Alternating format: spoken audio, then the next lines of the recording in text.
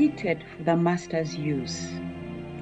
Desiring to take a short but much needed break from her laborious tasks, the mounds of papers and files to look through that morning, May John Zawadi walked into the relaxing divine couch placed next to the window on the eastern side of her office.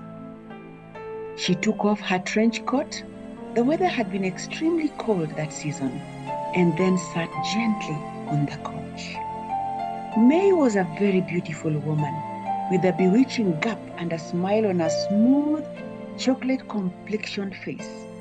At 28 years of age, she had accomplished what many of her friends knew they may not match during their lifetime, adorning the title Director, African Community Cities, whose headquarters was based in Kenya's capital city, Nairobi.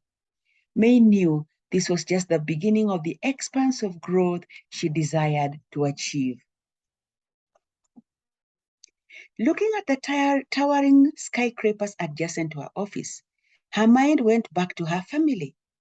The towers reminded her of her father, who had been a towering but firm patriotic, leading his family with great direction and protection. He lived in Nakuru, where he still ran some family business. How I miss my family, she reflected. It was June 2nd, 2003. Something about this day unsettled her. What is it? Why do I feel this way? She asked her strikingly beautiful reflection on the clear mirror in front of her. The angel of the Lord encamps round those who fear him. What? She screamed, visibly shaken. Yes, they do, the reply came. She knew that voice was real, although she could not see the owner. Frightened, she went and sat beside her untidy work desk, which was placed far right of the study room. I need to arrange my desk more often.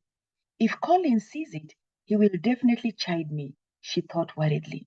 He's such a dexterous person, she remarked with admiration. Then an idea occurred to her. To bring her scattered mind together, she got her mobile phone and searched her playlist for a song of comfort.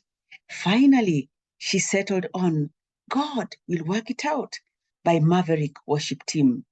She hummed beautifully along with the singers. Suddenly, the door sprang open. She sat up straight, waiting for action. A masked man walked into her study room, soaring in black and white woolen jacket and black bag jeans. His red shirt collar looked monstrous, as if it wanted to swallow her. It spoke danger. May lifted her hands above her head as a sign of total surrender while bowing her head. She shouted, "Don't kill me, please. I never did anything wrong, please." May, Colin shouted in her ears, shaking her vigorously. May, it's all right. You fell asleep, and it looks like you're having a terrible nightmare. Or is it a daymare? He said, and the last part in a jocular tone. May sat up, wiped her teared eyes. On realizing she was in the office, she sat up straight and politely, though visibly shaken, responded to Collins. I'm sorry. It was actually a nightmare. Or maybe a daymare. Her interjection brought a light moment. The next 15 minutes were spent speaking about what had terrified her. Collins, a tall, dark-complexioned, bespectacled man from West Africa, had recently been posted to the African Communities of Cities head office. There is Collins. He was a co-director. They had a civil working environment. Once in a while, he would come to consult with May on matters concerning work. From moment to moment, while seated in May's office, he would look like his mind was preoccupied with lots of thoughts. But when asked, he would dismiss those concerns politely with, "A man has got to think, don't you agree?" May would respond by saying, "I can actually give you a penny for your thoughts." This would send them discussing whether pennies were still used as means of official financial exchange. Sometimes he would respond by saying that his thoughts were worth $1 million, and they would burst into laughter as May admitted that she could not afford them in that case. All's well that ends well. And those were May John's thoughts as she left her office that evening.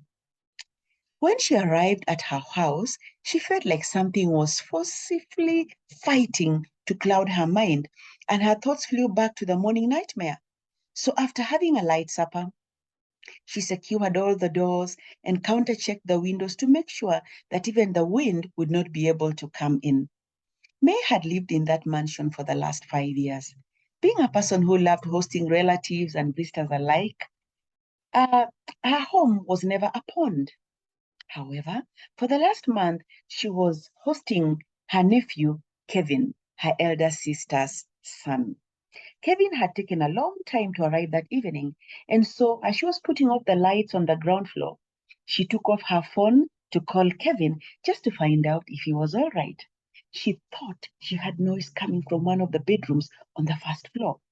Her instinct was to dive under one of the sofa sets as her heart skipped several beats. She could hear the muzzled noise getting a bit loud. Finally, she saw one person step one foot on the stairs. The shoes were shining bright against the staircase chandelier lights. He had worn a navy blue suit, and as he kept descending, she recognized him. Who had he been talking to? Why is he dressed that way? I have never seen that suit, she wondered. She decided not to come out till she saw all that was to unfold. Kevin walked down and went to sit on the sofa set just next to where she was kneeling. He took out his phone, seemed to be switching it on, and then made a call to her. Her phone rang loudly. I'm dead, she thought. Surprise! The lights she had as the lights came on. Happy anniversary, Aunt. Anniversary? What? Yes, to the very best aunt ever. It's been 3 years since you got your promotion as one of the directors of African Community Cities. May was shocked at herself. Her life had been one journey after another, office work and very little rest. Sometimes she'd spend her time in church, running around like a headless chicken, she thought. She had not realized how fast time flies. In a moment, the doorbell rang, and a few of her friends came in from upstairs. Soon the house was full. Stewed, roasted, fried chicken, muthokoi, githeri, omena, tilapia, ugali, chapati. Even kales forced its way in, among other delicacies. And not to forget avocado and pineapple juice, her favorite drinks. The celebrations went on until 2 in the morning, foods and drinks flowing like River Nile. During the speech time, one speaker after another spoke of how Mary had impacted his or her lives positively. And here is some of the food flowing like the River Nile. When Collins stood up to speak, she felt her heart miss a beat.